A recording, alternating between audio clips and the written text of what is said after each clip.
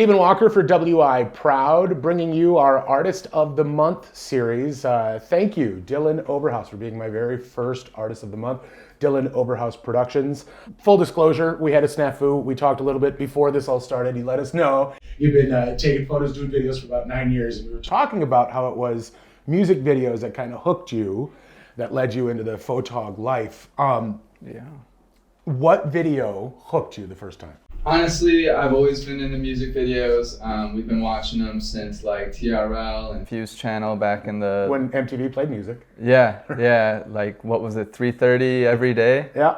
Yeah, so we'd come home and watch all those. I had like Blink-182 on VHS, their music videos, Sublime, Deftones, and always been into it, but I think like right around the time that I got started into video, it was Prof's video for Fire. Fire, okay. Prof had this video for Fire, and it was just like, it was intense and engaging, and his manager Mike, I remember I was talking with him about it, and he told me they did it on a budget of like $250 or like $350, and I was like, okay, that's something that I could do. Yeah, wow.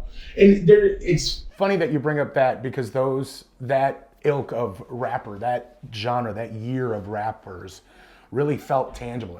That's the first time, to me at least, it felt like I could do that. Is that kind of where you started? Yeah, like somebody on his level, it's authentic, but it can reach like a wide audience, and I think that combination just really clicked.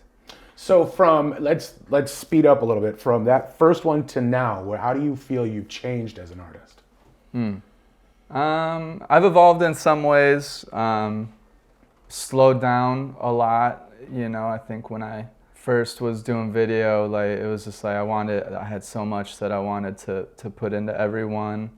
If it was like an event, I would want to incorporate every single thing that I saw at that event.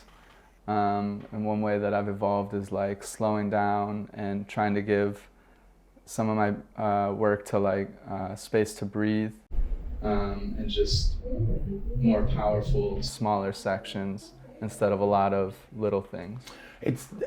I'm glad you said that, because speaking specifically of your still photos, I think you take beautiful still. You have a knack for taking pictures of shoes that like have a life and flavor to them. You take a picture and it's like, that's the coolest pair of shoes I've ever seen. But it's not just the shoes. It's like the blurriness of the party that's going on in the background. Or I'm thinking specifically of one you took of Art Spire.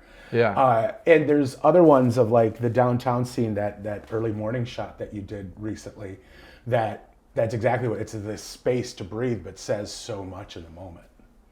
Is that always what you're going for, or do you happen upon those moments? I like abstract things. I like simplicity and minimalism. When it's on stage with musicians, when we're at concerts, we pay attention to people's shoes and we watch their feet as they're working with the pedals. And I think, like, especially with artists, their outfit is going to reflect them in such a unique way. So I just think it's important to capture those little details. It's something that we notice, but I don't think we really think about. Talking with Dylan Overhouse Productions. You're tuned in, I guess, to the WI Proud Artist of the Month series with me, Stephen Walker. Let's turn a little bit. How did Cooking with Bo happen? Hi, I'm Bo. And I'm Abram. I'm Mitch Reynolds, the mayor of the city of La Crosse. I'm Josh Damali. Hi, I'm Mario. And I'm Gus. And this is Cooking with Bo. Cooking with Bo. Cooking with Bo. Cooking with Bo. I mean, the conversation happened over the pandemic. Well, the host of the show, Bo, she happens to be my fiance. And so we were hanging out, and a lot of our friends, she'll cook some really good food, and all of our friends, and she'll post it on Facebook, and all of our friends are like, "That's so good, will you cook for me? I'm on my way over, you know." And so she made a joke with somebody, and she's like, "I could teach you, but I'd have to charge." And then we thought about it, and we're like, maybe that would be fun to make like videos where we're teaching people how to cook some of these like unique, she's Hmong, so like some of these unique, authentic Hmong dishes that a lot of our friends weren't familiar with. And one thing led to another. We got sponsorships, and we turned it into a fundraiser. That first season we had fundraised like over $6,000 and gave that directly to the area's independent Hmong farmers.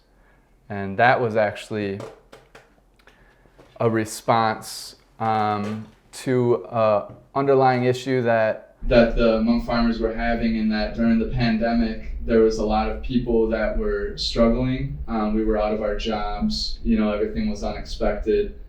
I worked in a kitchen, and so I still got help from that kitchen and from the government, but the independent farmers, especially the ones that weren't fluent in English, they not only weren't aware of some of this help, but they definitely didn't receive it. So we kind of blended our passion for making videos and cooking and educating, and blended that with fundraising to help out those farmers. It's amazing. It really speaks to when your focus isn't success, like personal success, how successful you really can be. Because this thing is huge. I mean, really, right? What are you going on, season 4 now? We have 3 full seasons, and yeah. You're right. We didn't expect it, but we've met a lot of cool people along the way. We got to know Chef Josh Dumale over the course of 3 seasons. The city mayor, Mitch Reynolds.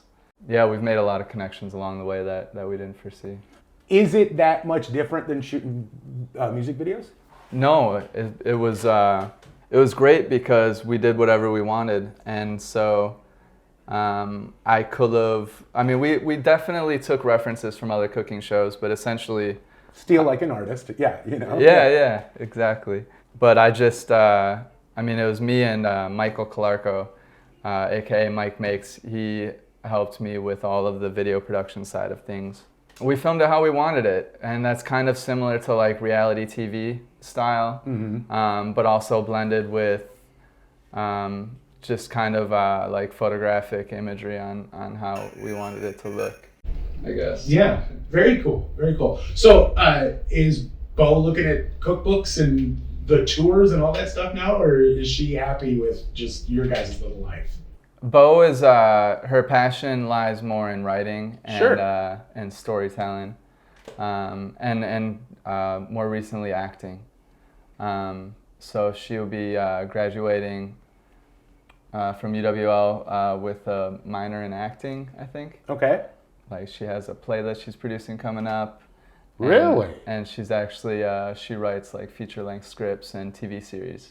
And a few books. So, my goodness. Yeah. Well, look for Bo in future incantations of Artist of the Month for sure. She is actually on my list as well.